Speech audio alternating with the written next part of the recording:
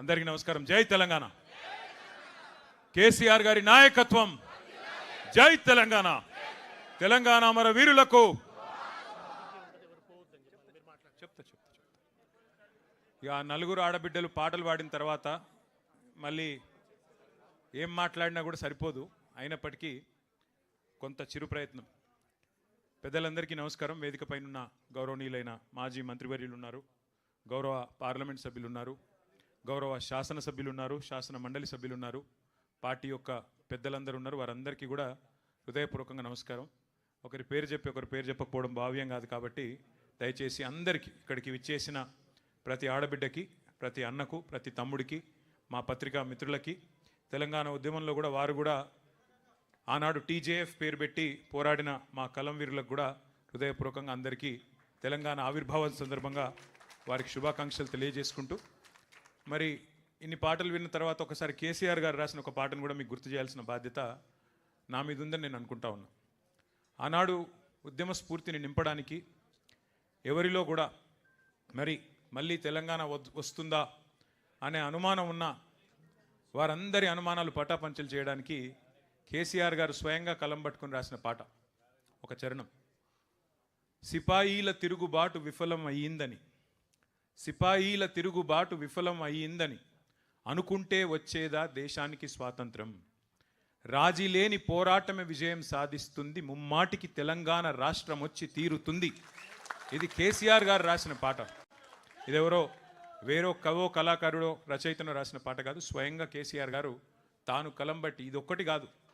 కేసీఆర్ గారు ఇందాక దేశపతి గారు చెప్పినట్టు ఎన్నో వందల సందర్భాల్లో కవులతో, కళాకారులతో వందల గంటలు గడిపి వారితో, ఎందుకంటే ఒక పాట 1000 మాటలతో సమానం కాబట్టి వారి నుండి ప్రేరణ పొంది ప్రజల్లో ఉత్సాహాన్ని నింపడానికి తాను చేసిన ఎన్నో పాత్రల్లో అదొక పాత్ర. కళాకారుడిగా, కవిగా, రచయితగా కేసీఆర్ గారు ఎన్ని అద్వితీయమైన పాత్రలు పోషించినారో ఆ 14 ఏళ్ల ఉద్యమ ప్రస్థానంలో మీ అందరికీ తెలుసు. అయితే ఇందాక దేశపతి గారు మాట్లాడుతుంటే ఆయన అన్నారు పుష్కర తెలంగాణ అని. మరి పుష్కర తెలంగాణ ఇవాళ ముష్కరుల పాలైంది. పుష్కర తెలంగాణ దురదృష్టవశాత్తు ముష్కరుల పాలయ్యింది. ఆ రోజు పుష్కలంగా ఉన్న తెలంగాణ ఈరోజు నిష్ఫల తెలంగాణగా మారిపోయే పరిస్థితి వచ్చిందని చెప్పి సోదరుడు కవి, గాయకులు దేశపతి గారు చెప్తా ఉంటే బాధ అనిపిస్తూ ఉంది. సరే, ఏదేమైనప్పటికీ ఒకటి వాస్తవం. నాకు ఈ సందర్భంగా ఒక చిన్న ఉదంతం గుర్తొస్తున్నది. ఒకనాడు మనం ఇంకా అధికారంలో ఉన్నాం, 2018 ఆ ప్రాంతంలో. ఆ రోజుల్లో నాకు ఒక ప్రముఖ సినిమా డైరెక్టర్ ఫోన్ చేసినాడు. ఫోన్ చేసి, నేను కేసీఆర్ గారి మీద ఒక సినిమా తీయాలనుకుంటున్నానండి, కేసీఆర్ గారి పోరాటము, కేసీఆర్ గారి జీవితం, ఆయన మీద ఒక సినిమా తీయాలనుకుంటున్నాను నన్ను అడిగిండు. అడిగితే నేను అన్నాను, అది నేను సమాధానం చెప్పలేని ప్రశ్న సార్, నేను సార్ని అడుగుతాను, అడిగి వారి సమాధానం మీకు చెప్తా అని చెప్పిన. సో నేను సార్ దగ్గర పోయి సార్ ఇట్లా ప్రముఖ దర్శకుడు, ఆయన తీస్తా అంటున్నాడు, సినిమా తీస్తా అంటున్నాడు, మరి మీ సమ్మతి కోసం, మీ అనుమతి కోసం అడుగుతున్నాడు అన్న. సార్ ఏమన్నాడంటే, అరే ఇప్పుడే కాళేశ్వరం పూర్తవుతుంది, ఇంకొక సంవత్సరం అయితే అయినాక చేద్దాము, తొందరొద్దు, సంవత్సరంన్నర అయితే అయిపోతుంది, బాగుంటుంది. కాళేశ్వరం అనే ఒక అద్భుతమైన, ఎందుకంటే సాగునీరు లేని తెలంగాణలో గోదావరి నీళ్లు మన బీళ్లకు మళ్ళితే దానికంటే మించిన ఆనందకరమైన దృశ్యం ఏముంటుంది, కాబట్టి కాళేశ్వరం ప్రాజెక్ట్ అయినాక చేద్దామని చెప్పు అన్నాడు. నేను అదే మాట దర్శకుడికి చెప్పిన. ఆయన అన్న మాట ఏం తెలుసా నాతో ఆ రోజు, సార్ కాళేశ్వరం కట్టొచ్చు, ఆ తర్వాత పాలమూరు రంగారెడ్డి కట్టొచ్చు, ఇంకోటి కట్టొచ్చు, ప్రపంచంలో ఎక్కడ లేని అద్భుతాలు కేసీఆర్ గారు ఆవిష్కరిస్తారు కావచ్చు, కానీ నాకు వాటన్నిటితో పట్టలేదు సార్. నాకు స్ఫూర్తి ఏంది, ఈ సినిమా తీద్దాం అనుకునేందుకు నాకు ఉత్తేజం ఎక్కడ కలిగింది అంటే, అన్ని ప్రతికూలతలను మొత్తాన్ని ఛేదిస్తూ అల్టిమేట్గా మిషన్ ఇంపాసిబుల్ అనుకున్న తెలంగాణను కేసీఆర్ ఏదైతే సాధించిండో, నా దృష్టిలో జూన్ 2, 2014 అతిపెద్ద విజయం సార్ కేసీఆర్ది. ఇక ఆ తర్వాత ఆయన ఏం చేసినా, ఎన్ని చేసినా నాకు అది పెద్ద ముచ్చట కాదు సార్ అన్నాడు. ఇంకా ఆ మాట అంటూ ఇంకొక మాట అన్నాడు ఆయన, కేసీఆర్ అనే 3 అక్షరాల ముందు సీఎం అనేది చాలా చిన్నది సార్, చాలా చిన్న పదవి అది, కేసీఆర్ అనే 3 అక్షరాలు లేకుంటే ఇలా తెలంగాణ ఎక్కడిస్తారు అన్నాడు. నేను ఇదే మాట కేసీఆర్ గారికి చెప్పిన. చెప్తే ఆయన నిజంగానే ఆశ్చర్యపోయాడు. నిజంగా మాట అన్నాడు. అవును సార్ అట్లే అన్నాడు అని చెప్పిన. అంటే ఇవాళ ఆయన మన మధ్యలో ఉన్నారు, లివింగ్ లెజెండ్ కేసీఆర్ గారు. కాబట్టి కొన్ని సందర్భాల్లో మనకు కొన్ని విషయాలు, కొంతమంది వ్యక్తులు, వారు చేసిన పోరాటాలు, వారు చేసిన సాహసాలు మనకు ఆ నిమిషానికి, ఆ రోజుకి, ఆ క్షణంలో అర్థం కాకపోవచ్చు. ఎందుకంటే మనం బండి నడుపుకుంటూ పోయేటప్పుడు వెనకాల రియర్ వ్యూ మిర్రర్ చూస్తే అన్నీ మంచిగానే కనబడతాయి, సాఫ్ కనబడతాయి. ఇవాళ తెలంగాణ సిద్ధించిన 12 ఏళ్ల తర్వాత చాలా అల్కగా ఎవరు పడితే వాళ్ళు నోరే కదా, నరం లేని నాలుకనే కదా అని చెప్పి ఇష్టం వచ్చినట్టు మాట్లాడుతున్నారు. కానీ ఆ రోజు జరిగిన పోరాటం, ఆ రోజు చేసిన త్యాగాలు, ఆ రోజు పడ్డ కష్టం, ఆ రోజు అమరవీరుల బలిదానాలు ఇవి లేకపోతే ఇవాళ మనకి ఈ ఫ్రీడమ్ ఉండేది కాదు, ఈ స్వాతంత్రం ఉండేది కాదు, తెలంగాణ ఉండేది కాదు అనేది అక్షర సత్యం. అందుకే కుట్రలను ఛేదించి కుతంత్రాలను అధిగమించి దేశ రాజకీయ వ్యవస్థనే మెప్పించి ఒప్పించి ఒక సుదీర్ఘ స్వప్నాన్ని సాకారం చేసుకున్న ఒక అద్భుతమైన ఘట్టం ఈరోజు ఆవిష్కరించబడ్డ రోజు మన జూన్ 2, 2014. 4 కోట్ల తెలంగాణ ప్రజల ఆకాంక్ష నెరవేరిన రోజు, 14 ఏళ్ల అరుపెరుగని పోరాటం ఫలించిన రోజు ఇది. తెలంగాణ వచ్చుడో కేసీఆర్ సచ్చుడో ఇది సామాన్యమైన నినాదం కాదు. ఈ దేశంలో 79 సంవత్సరాలు అయింది ఇప్పటికి స్వాతంత్రం వచ్చిన తర్వాత. ఒక్క రాజకీయ నాయకుని చూపెట్టండి నాకు. నేను ఎంచుకున్న మార్గం నుంచి తప్పుకోను, ఎత్తిన జెండా దించను, దించితే రాళ్లతో కొట్టి చంపే అధికారం మీకే ఇస్తున్నా అన్న ఒక్క నాయకుడు భారతదేశంలో ఎవరైనా ఉన్నారా? That is KCR. సింహగర్జన చేసిన రోజు మే 17, 2001. ఆ రోజు కేసీఆర్ గారు నోటెమ్మడ వచ్చిన మాట, ప్రజాస్వామ్య పద్ధతుల్లో తెలంగాణ సాధిస్తాం, కానీ నేను గనక ఒకవేళ తప్పుకుంటే ఈ ఉద్యమం నుండి నన్ను కూడా రాళ్లతో కొట్టి చంపే అధికారం తెలంగాణ ప్రజలకిస్తున్నా అనే ధీరోదాత్తుడు కేసీఆర్ గారు.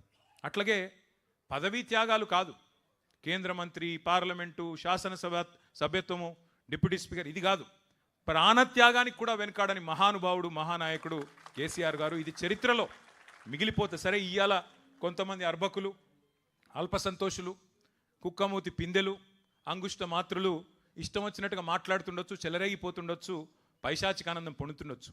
కానీ దేశపతి శ్రీనివాస్ గారు చెప్పినట్టు మరి వాస్తవం, అది అక్షర సత్యం. వేటగాడు చెప్పే పిట్ట కథలు నిజం కావద్దు అంటే సింహం తన కథ తాను చెప్పాలి. ఆ సింహాలు మీరే కావాలి. సింహం కేసీఆర్ గారు చెప్పడం కాదు. ఒక్కొక్క గులాబీ సైనికుడు, ఒక్కొక్క చెల్లె, ఒక్కొక్క తమ్ముడు, ఒక్కొక్క అన్న, ఒక్కొక్క అక్క. ఇంతకుముందు మా అక్కలు ఎంత అద్భుతంగా వాడిన పాట. ఎవరు చెప్పినారు వాళ్ళకి అట్లా రాయమని? ఎవరైనా ఆదేశించినరా? లేకపోతే ఎవరైనా చెవులో నూరిపోసినరా? వాళ్ళ అనుభవం వాళ్ళకి ఎవరైనా నేర్పించినరా? వాళ్ళ అనుభవం నుంచి వచ్చిన పాట, వాళ్ళ స్వాతిశయం నుంచి, అంటే వాళ్ళకు తెలంగాణ పట్ల ఉండే మమకారంతో, తెలంగాణ పట్ల ఉండే ఒక అద్భుతమైన అనురాగంతో, కేసీఆర్ గారి మీద ఉన్న ఒక ఆప్యాయతతో వారు మాట్లాడిన మాట తలుచుకుంటే ఎన్ని ఘట్టాలు. 1 మిలియన్ మార్చ్, ఒక సాగరహారం, రాష్ట్రమంతటా రహదారుల దిగ్బంధం, ఒక వంట వార్పు, ఒక దీక్షా దివస్, అన్నిటి ఫలితంగా విజయ దివస్ డిసెంబర్ 9, 2009.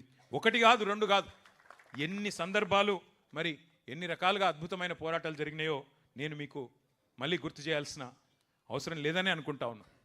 అందుకే మరి 12 ఏళ్ళు 14 ఏళ్ళు పోరాడి చివరికి రాష్ట్రం సిద్ధించిన తర్వాత మరి అప్పుడే పుట్టిన పసిగుడ్డు లాంటి తెలంగాణ ప్రజలు ఇంకెవ్వరిని నమ్మకుండా విఘ్నులైన ప్రజలు కాబట్టే ఆ రోజు ఉద్యమ నాయకుడే ఈ ఉజ్వల ప్రస్థానానికి వారే కరెక్ట్ అని చెప్పి వారి చేతిలోనే బాధ్యత పెట్టినారు. ఇదే రోజు సరిగ్గా 12 ఏళ్ల కిందట ఇదే రోజు కేసీఆర్ గారు ముఖ్యమంత్రిగా పదవీ బాధ్యత చేపట్టిన రోజు కూడా ఇదే రోజు అనే మాట కూడా నేను మీకు గుర్తు చేస్తా ఉన్నా. మళ్ళీ ఒక మాట కూడా నేను చెప్తా ఉన్నా, 2028 డిసెంబర్లో తిరిగి కేసీఆర్ గారు మళ్ళీ ముఖ్యమంత్రిగా ప్రమాణ స్వీకారం చేస్తారు అనే మాట కూడా ఖరాఖండిగా ఇవాళ తెలంగాణ ప్రజలే చెప్తా ఉన్నారు, నేను చెప్పడం కాదు. మరి పోరాట యోధుడే పాలకుడైతేనే న్యాయం జరుగుతుందని ప్రజలు విశ్వసించి వారి చేతుల్లో బాధ్యత పెడితే మరి వెంటనే పనిలో పడ్డారు కేసీఆర్ గారు. ఒక పవిత్ర యజ్ఞంలాగా ప్రతి క్షణాన్ని కూడా మరి ఒక యుద్ధంలాగా, ఒక టాస్క్ లాగా తీసుకొని సర్వశక్తులు ఒడ్డి సంక్షోభాల సుడిగుండంలో ఉన్న తెలంగాణను గట్టెక్కించడమే లక్ష్యంగా బృహత్తర కార్యక్రమానికి శ్రీకారం చుట్టినారు.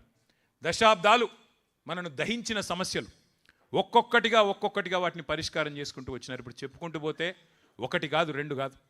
నెత్తురు గారిన నేలల్లో సాగునీళ్లు బారించిన కేసీఆర్ గారని ఇప్పుడే దేశపతి గారు చెప్పిన మాట. అట్లాగే బొక్కలు వంగిన నల్లగొండలో, ఫ్లోరోసిస్తో బొక్కలు వంగిన నల్లగొండలో మరి బొక్కలు విరిచిన గత పాలకుల దుర్మార్గాల సాక్షిగా మిషన్ భగీరథ చేపట్టి ఇంటింటికి నీళ్ళిచ్చి ఆడబిడ్డల కన్నీళ్లు శాశ్వతంగా తుడిచిన నాయకుడు కేసీఆర్ గారు కాదా అని నేను గుర్తు చేస్తా ఉన్నా.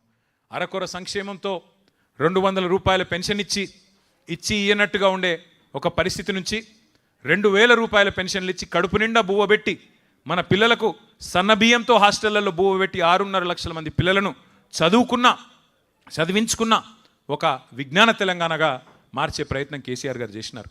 అట్లాగే హైదరాబాద్ మినహా 9 జిల్లాలు వెనుకబడ్డ జిల్లాలుగా ఉండేది ఆనాడు, అప్పుడున్న 9 జిల్లాలు. మరి అన్నమో రామచంద్ర అన్న రాష్ట్రాన్ని దేశానికి అన్నపూర్ణగా తీర్చి పంజాబును హర్యానాను తలదన్ని వరిధాన్యం ఉత్పత్తిలో నెంబర్ 1 చేసింది కేసీఆర్ గారి నాయకత్వం కాదా? ఒక్కసారి గుర్తు చేసుకోమని కోరుతా ఉన్నా. ఆనాడు పంకా తిరగది ఎండాకాలం వస్తే, ఏ అపార్ట్మెంట్కి పోయినా డీజిల్ గబ్బు, ఏ చిన్న జిరాక్స్ సెంటర్కి పోయినా ఇన్వర్టర్ లేని దుకాణం లేని పరిస్థితి.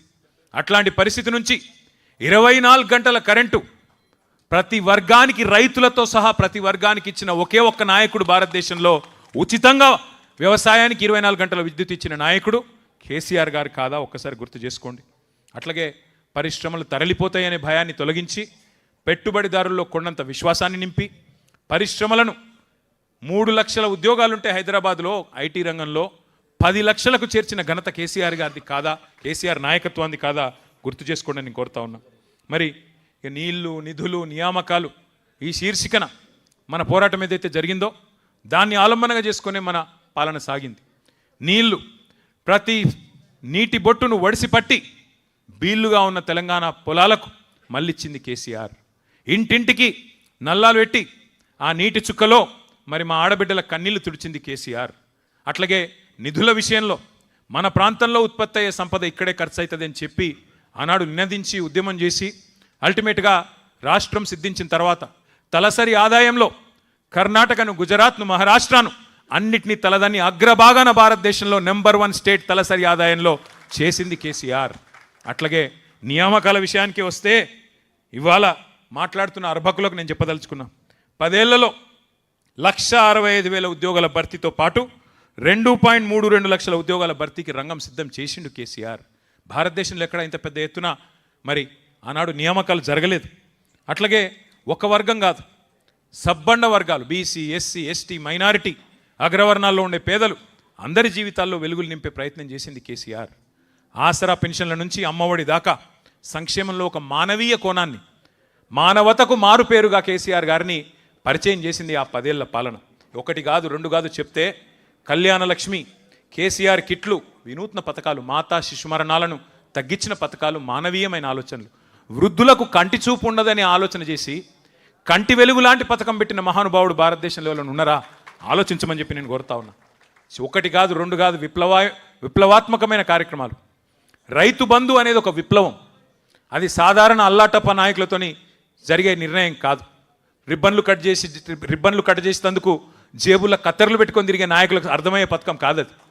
రైతు బంధు ఒక దమ్మున్న ధీరోదాత్తుడైన నాయకుడు 73,000 కోట్ల రూపాయలు రైతుకు పెట్టుబడి సహాయం ఇచ్చిన మొట్టమొదటి నాయకుడు భారతదేశ స్వాతంత్ర అనంతరం కేసీఆర్. భూమి శిస్తును రద్దు చేసి, నీటి తీరువాను రద్దు చేసి, పేదవాడికి ముఖ్యంగా తెలంగాణ రైతుకు వెన్నుముకగా నిటారుగా నిలబడే విధంగా వారికి వెన్నుముకనాగా అండగా నిలబడ్డది, చేతిలో కర్రలాగా ఆసరాగా నిలబడ్డది కేసీఆర్. అట్లాంటి కేసీఆర్ గారిని సరే రకరకాలుగా బదనాం చేసి, ఇష్టం వచ్చిన చిల్లర ప్రచారాలు చేసి, ఇష్టం వచ్చిన తీరులో విష ప్రచారాలు చేసి, రకరకాల చండాలపు మాటలు మాట్లాడి ఆయన ఒక 150 గదులుండ ఒక భవనం కట్టుకున్నాడు, బంగారు భవనం కట్టుకున్నాడు, అందులో బంగారు కమోడులు ఉన్నాయి అని చెప్పి చిల్లర మల్లర మాటలు మాట్లాడి ప్రజల నెత్తి నిండా మరి ఇదిగో పులి అంటే అదిగో తోక అనే ప్రపంచం మనది, ఏంది అనేది కూడా ఆలోచన లేకుండా మరి నెత్తి నిండా ఇట్లాంటి అబద్ధాలతో, యూట్యూబ్ ప్రచారాలతో విషం నింపి అబద్ధాలు చెప్పి చివరికి అవే అబద్ధాలను డిక్లరేషన్ల రూపంలో, అవే అబద్ధాలను 420 హామీల రూపంలో అడ్డమైన మాటలన్నీ చెప్పి చివరికి మరి గద్దెనెక్కింది కాంగ్రెస్ పార్టీ, కాంగ్రెస్ ప్రభుత్వం. అబద్ధాలు, అభూత కల్పనలు, విష ప్రచారాలతో తెలంగాణ రాజకీయాలను కలుషితం చేసింది కాంగ్రెస్ పార్టీ. దేశమంతా వదిలించుకున్న దరిద్రం కాంగ్రెస్. ఆ దరిద్రాన్ని తెచ్చి తిరిగి ఈ విష ప్రచారాల వల్ల నెత్తిన రుద్దుకున్నారు పాపం అమాయకులైన మన సోదరులు సోదరిమణులు. కానీ ఒకటి మాత్రం గుర్తుపెట్టుకోండి, 14లో మనం ఒంటరిగానే గెలిచినాం, 18లో ఒంటరిగానే గెలిచినాం, 23లో ఓటమి పాలైనా స్వల్ప తేడాతో ఆడికి 3వ వంతు సీట్లు మనకే వచ్చినాయి. 39 సీట్లు వచ్చినాయి, 37% ఓట్లు వచ్చినాయి. కాంగ్రెస్ ఇన్ని ప్రచారాలు చేస్తే కూడా వాళ్ళు గెలిచింది 1.8% తేడాతో మాత్రమే. రాష్ట్ర వ్యాప్తంగా చూస్తే 4 లక్షల ఓట్ల తేడాతో మాత్రమే. అంటే 3వసారి కూడా కేసీఆర్ గారు గెలిచే పరిస్థితి ఉండే. కానీ ఈ విష ప్రచారాల వల్ల మనం కూడా కొంత నిర్లిప్తంగా ఉండడం వల్లనే వారు ఆనాడు ఓటమి పాలయ్యారు. సరే, దానికేం బాధ లేదు. అధికారం ఎవరికి శాశ్వతం కాదు. అది మనం అధికారంలో ఉన్నప్పుడే చెప్పిన మాట. గెలిస్తే పొంగిపోయేది లేదు, ఓడిపోతే కుంగిపోయేది లేదు. ఇది కేసీఆర్ గారు మాకు ఎప్పుడు చెప్పే మాట. కానీ ఇవాళ బాధ ఎక్కడ అనిపిస్తున్నది అంటే, అడ్డదారిలో అధికారంలోకి వచ్చిన అడ్డగాడిద కాంగ్రెసు ఇవాళ తెలంగాణను మళ్ళీ ఒక 25 ఏళ్ళు వెనుకకు నెట్టే పరిస్థితి తీసుకొని వచ్చింది రేవంత్ రెడ్డి నాయకత్వంలో.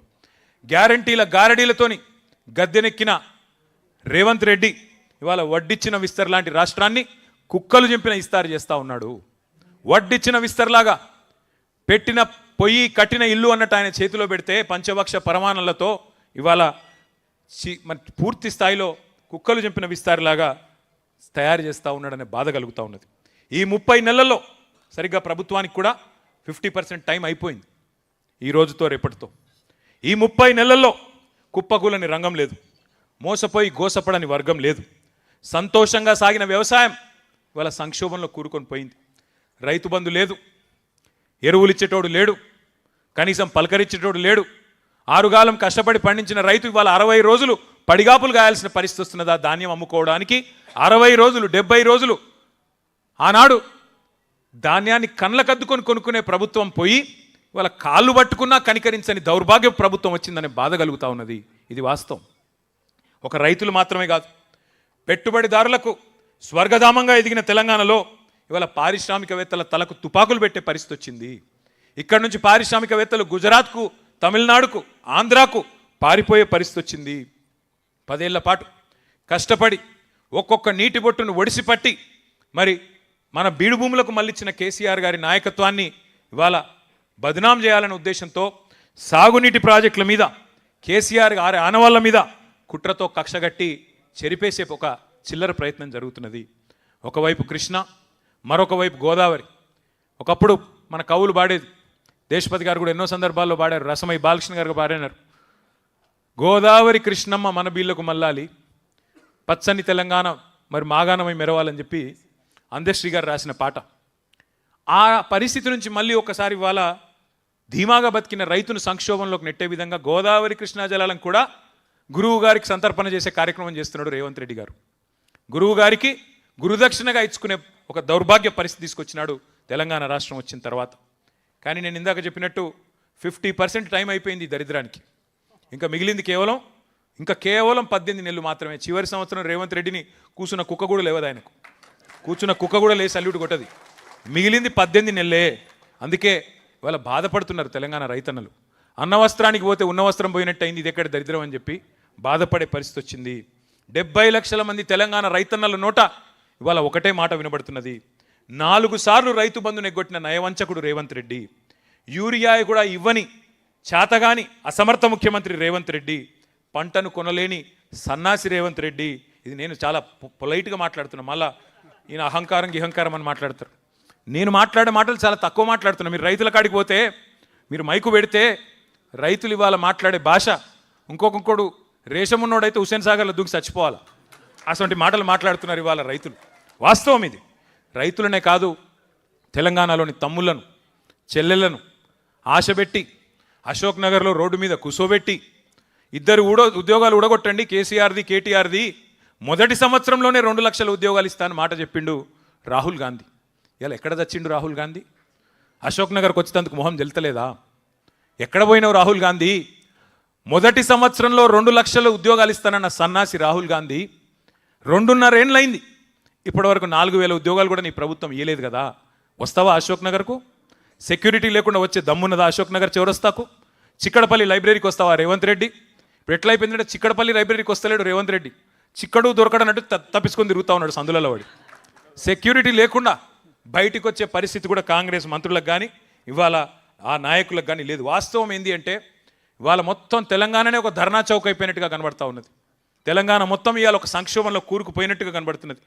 పంటలు కొనండి మహాప్రభో అని కాళ్ళు పట్టుకుంటున్న అన్నదాతల ఆక్రందనలు ఒకవైపు, జాబ్ క్యాలెండర్ ఏమైంది అని పోరాటం చేస్తున్న నిరుద్యోగ యువత నిరసనలు మరొక వైపు, ఉద్యోగులకు వెన్నుపోటు.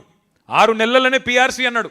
2.5 ఏళ్ళు అయింది కదా, పీఆర్సీ లేదు, డిఏ లేదు, ఐఆర్ లేదు, ఏదీ లేదు. రిటైర్డ్ ఉద్యోగులు మరి వారి పరిస్థితి ఇంకా దయనీయంగా ఉంది. నిన్న కేసీఆర్ గారు అడుగుతా ఉన్నారు నన్ను, ఎందుకు రిటైర్డ్ ఉద్యోగులు ఒక్కొక్కరే ఎందుకు పోతున్నారు కోర్టుకు అని అడిగిండు సార్ నన్ను. దేవిప్రసాద్ గారిని అడిగిన నేను, ఏమన్నా మాట్లాడుతున్నారా లేదా పెన్షనర్లతోనంటే, ఏం మాట్లాడాలన్నా, ఇది చెవిటివాడు ముందు శంఖం ఊదినట్టే ఉంది ప్రభుత్వానికి, ఎంత చెప్పినా ఎన్ని మరణ మృదంగం ఎంత జరుగుతున్నా వీళ్ళలో మాత్రం చలనం లేదని చెప్పి దేవిప్రసాద్ గారు చెప్తా ఉండే. గురుకులాల్లో ఆనాడు మా ఆర్ఎస్ ప్రవీణ్ గారు సెక్రటరీగా అద్భుతంగా కేసీఆర్ గారి నాయకత్వంలో 1000 గురుకుల పాఠశాలలు మనం పెడితే ఇవాళ గురుకులాల్లో అమాయక విద్యార్థుల మరణ మృదంగం. ఇంకా సిగ్గు లేకుండా ముఖ్యమంత్రి చెప్తున్నాడు, నేను బడి పిల్లలకే కాదు ఇంటర్మీడియట్ పిల్లలకు కూడా ఏదో పెడతా అని చెప్తున్నాడు భోజనం. ముందు ఆ పిల్లల్ని అయితే బతుకున్న పిల్లల్ని కాపాడు, నువ్వు కొత్తగా ఏదో చేయాల్సిన అవసరం లేదు, ఉన్నవి నిలిపితే చాలు. పట్టపగలే దోపిడీలు, దొంగతనాలు, దొమ్మీలు, అఘాయిత్యాలు. హైదరాబాద్ నడిబొడ్డున ఐఏఎస్ అధికారులు నివసించే ప్రశాసన్ నగర్లో పట్టపగలే హత్యలు.